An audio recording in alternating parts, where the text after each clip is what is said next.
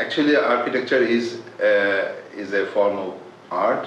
So I decided to be an architect later, and then the role of architects I can see not as only an artist role, not only shaping the physical environment of the country, of the nation, but also has a more, I can say, political role, where architects actually contributing in the nation building. That is, for urban design projects, we have many challenges. Too much more in, I can tell you some for the projects we had done. Many people even don't heard about the word urban design. What is urban design? Beyond that, we have to think of public life for the citizen. So then we have to connect many social issues, environmental issues, and how we have to perceive how the city will grow, how the city will move forward. Those things, I think, is challenging, and there we can contribute.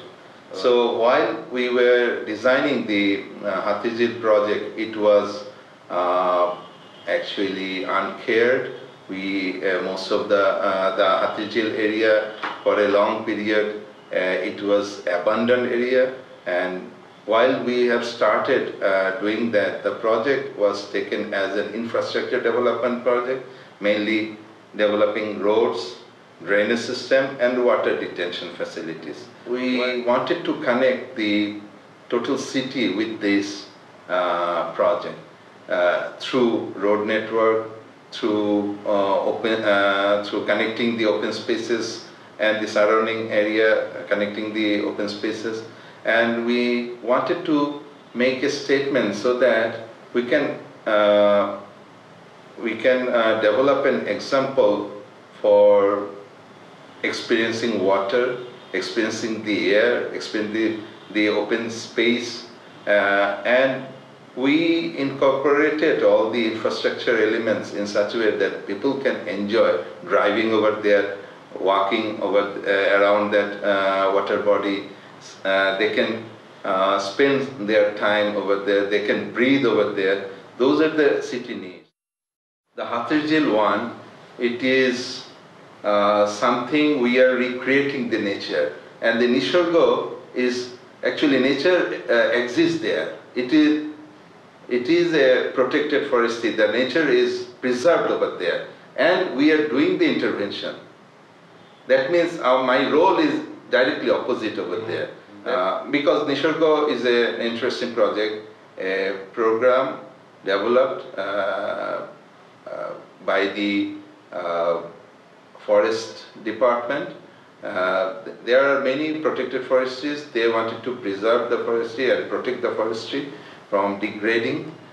So they formulated an idea of ecotourism so that people can learn and get information about natural heritage, natural elements and biodiversity from there, and also they can be aware of the issue of how to protect the nature. What we did, we had to make a pavilion, we had to make a shelter for visitors, so we proposed an elevated floating pavilion so that we don't have to change the landscape over there, and the floating pavilion will touch minimum, will actually lightly will touch the ground, so the nature can be preserved, the landscape can be preserved, and also the natural environment, which include all the animals, all the biodiversity issues can be preserved, and animal can move around so that they can feel home, they can feel, they shouldn't feel like a human intervention will move them away from that area. You have to, as an architect who is actually creating an environment, You have to understand the locality, the location. That is very important. It, it doesn't mean only the site or a place. Actually place will, is the right word, I think. Place will tell you what to do. So wherever you are, it has to be over there, then it will be sustainable, otherwise it will not be sustainable. Nowadays, in capitalist system, society have money. They can create artificial environment. They can bring everything from anywhere of the world.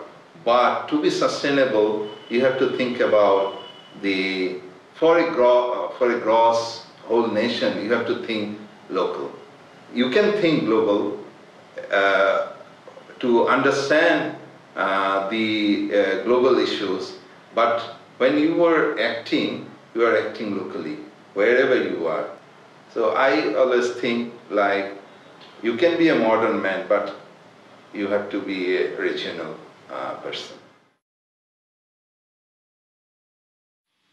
Actually, architecture came later in my life. Painting, sketches, drawing, watercolor. This all came quite early. Probably at the age of 7, I started. Somehow I was in love with painting. So I started learning also.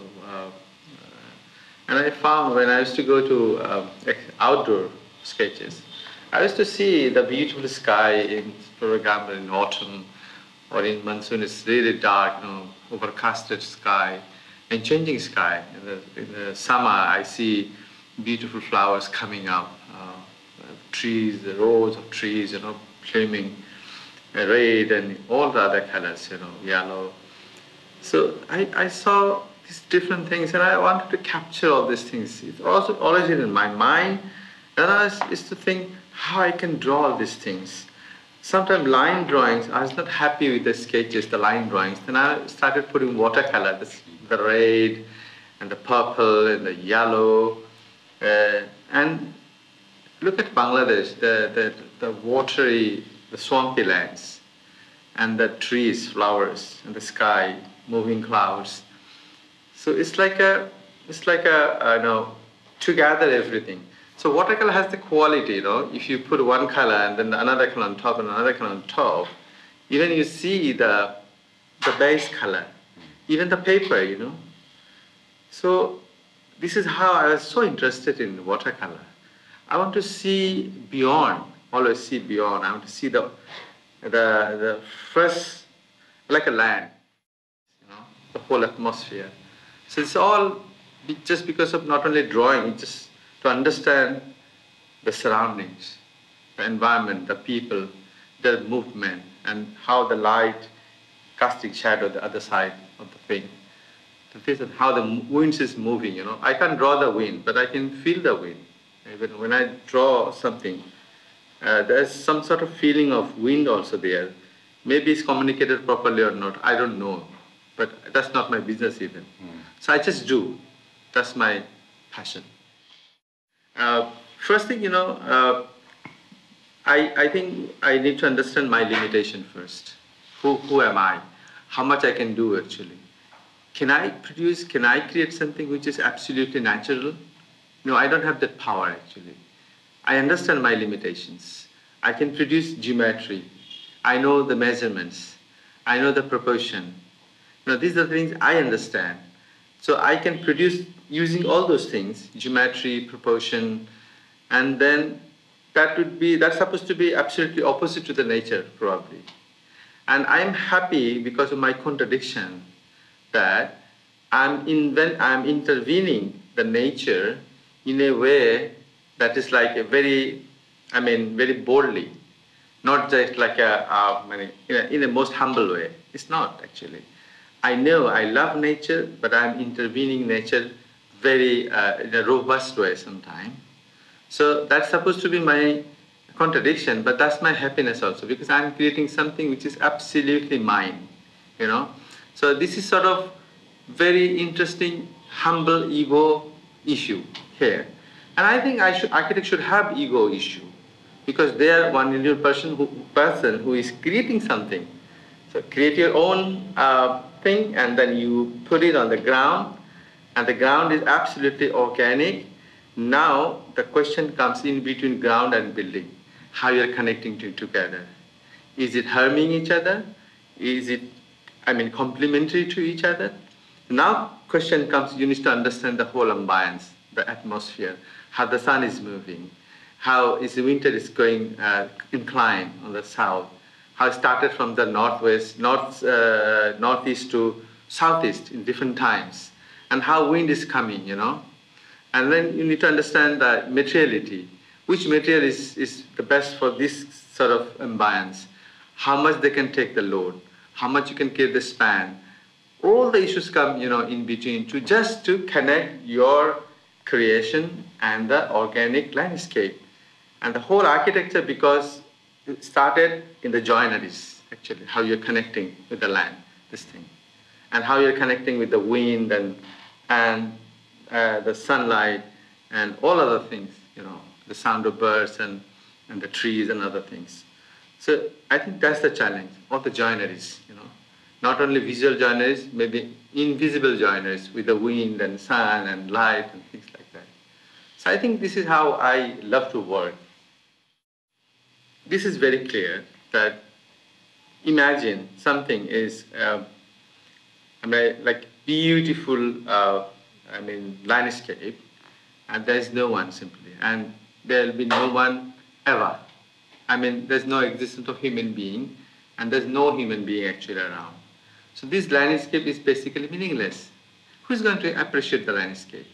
So you have to have somebody there who can appreciate. Probably human being is the best animal who can appreciate the landscape. Once that's the first intervention, the human being is there. They started then because they can think, human being can think. So started thinking that he needs some support when the storm is coming. He needs to, save himself or herself from the storm or thunderstorm or any sort of danger, basic shelter to protect. That starts, architecture from there.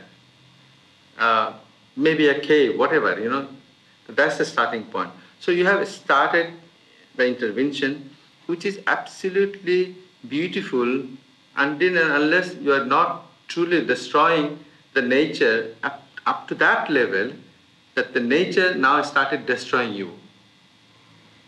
So that's the balance actually, to understand the balance. And that's the soul of architecture. When you lose the soul of architecture, then it's really a damage, serious damage. We can produce city.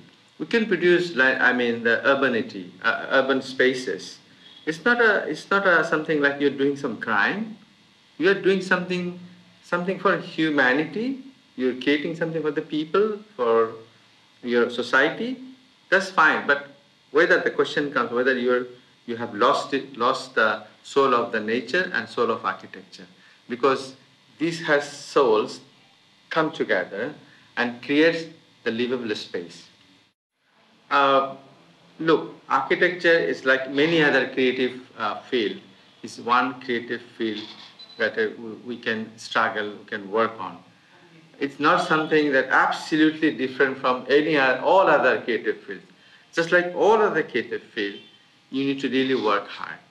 First thing, for example, Erle Janonesky is a European writer who is a fantastic writer who wrote that if you want to be creative, you have to take decision.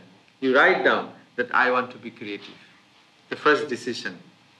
So young architects, young stars needs to take decision that they want to be creative. They want to be an architect. And then